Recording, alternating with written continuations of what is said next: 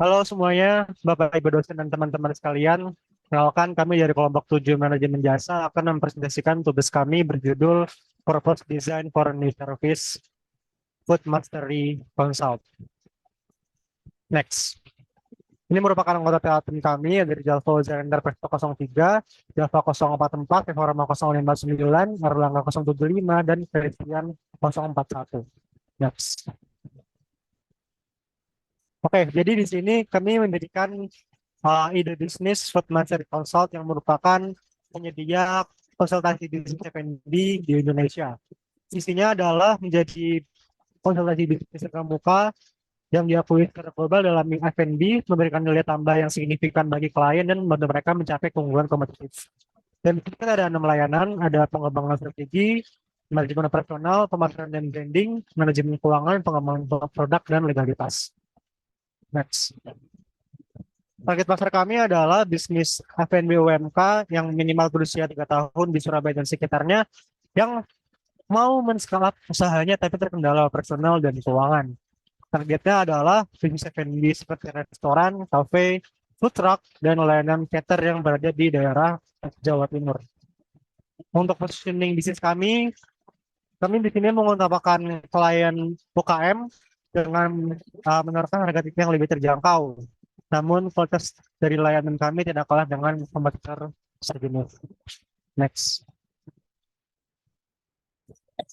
Ini adalah perbandingan kami dengan kompetitor kami. Bisa dilihat bahwasannya harga kami lebih terjangkau dan target kami pun di sini lebih luas, nggak cuma restoran dan catering aja, tapi juga ada hotel dan resort juga. Untuk jenis layanan kami ada 6. Tapi kekurangan kami di sini adalah lebih ke potensi yang kurang fleksibel karena sudah sudah tersegmented sekali untuk STP tadi yang sebelumnya positioning kami. Di sini kami ada kelebihan yaitu pengalaman dan kapabilitas, layanan terintegrasi dan jangkauan yang bersifat nasional. Next.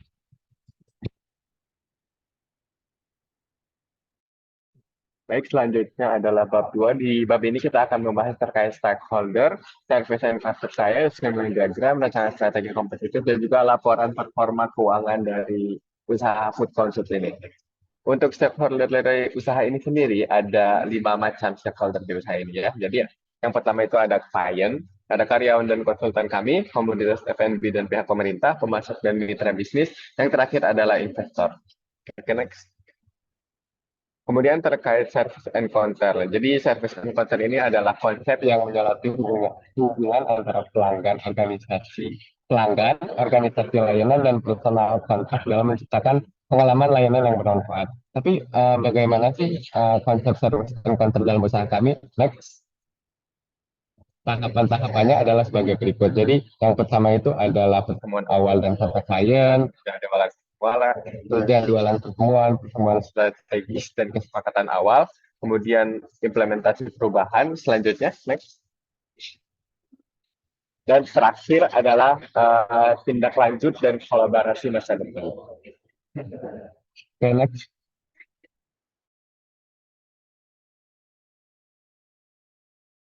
Seperti itu di sini kami merancang 4 strategi, yaitu overall cost leadership, differentiation, focus, and other. Ini potentially cutting across strategi. Jadi strategi yang kemungkinan bisa gabungan dari 2 strategi yang telah saya sebutkan.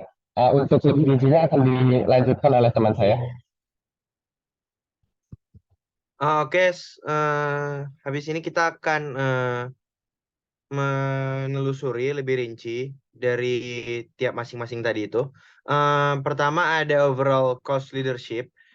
Di Foodmaster ini yang pertama ada pemahaman mendalam tentang industri F&B, dan yang kedua ada spesialisasi dalam konsultan F&B, dan yang ketiga ada penyediaan solusi berbasis teknologi itu sendiri.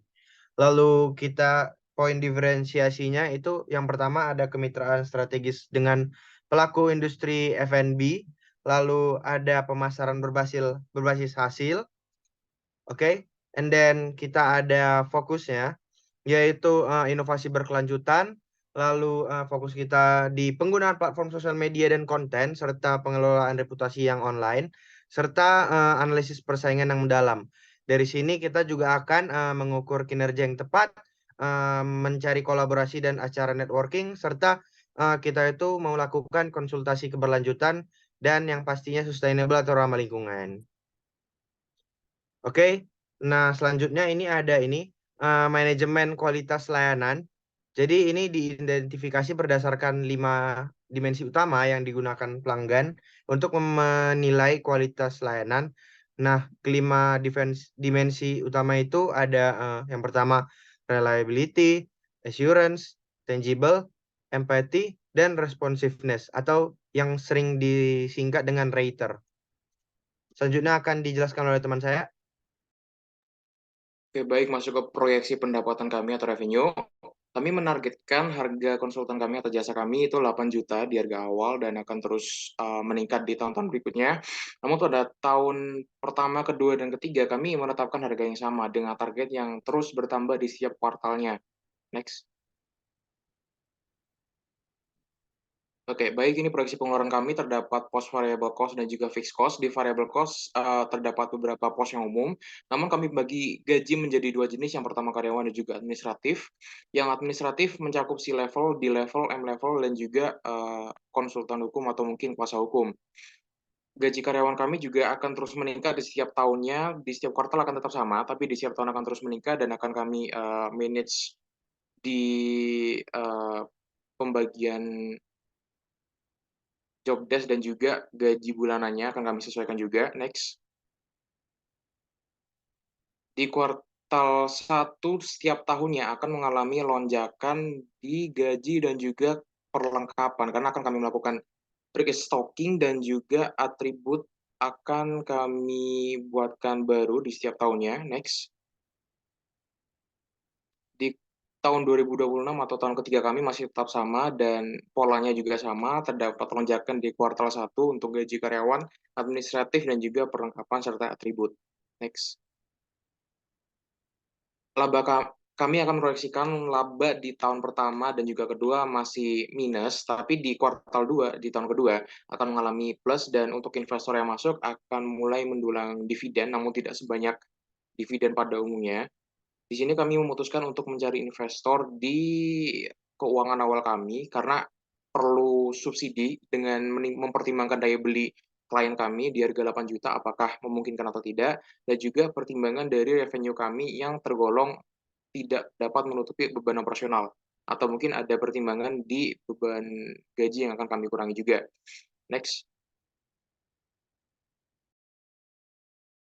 Oke, izin masuk. Berikut merupakan valuasi keuangan dari perusahaan kami ke depannya, di mana total expense akan sangat tinggi dan meningkat dari tahun ke tahun, sementara untuk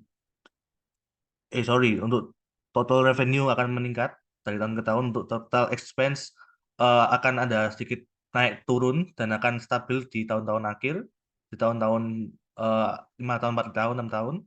Kemudian untuk total profit juga akan meningkat. Next.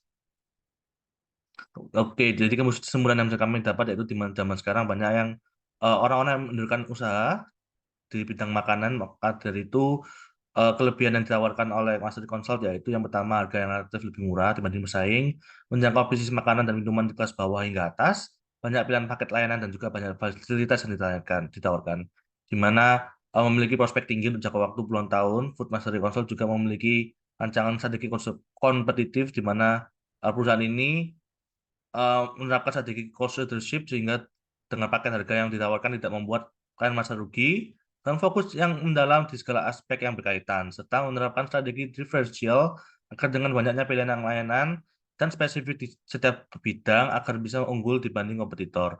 Food Mastery Consult juga memiliki prospek keuangan yang menjanjikan dan tingginya potensi perkembangan untuk beberapa tahun ke depan. Next.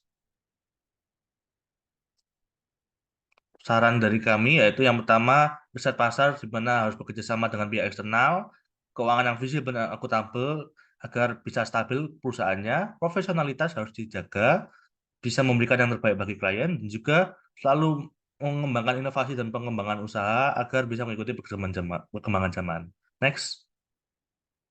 Baiklah, sekian presentasi dari kami. Mohon maaf apabila ada kesalahan. Wassalamualaikum warahmatullahi wabarakatuh.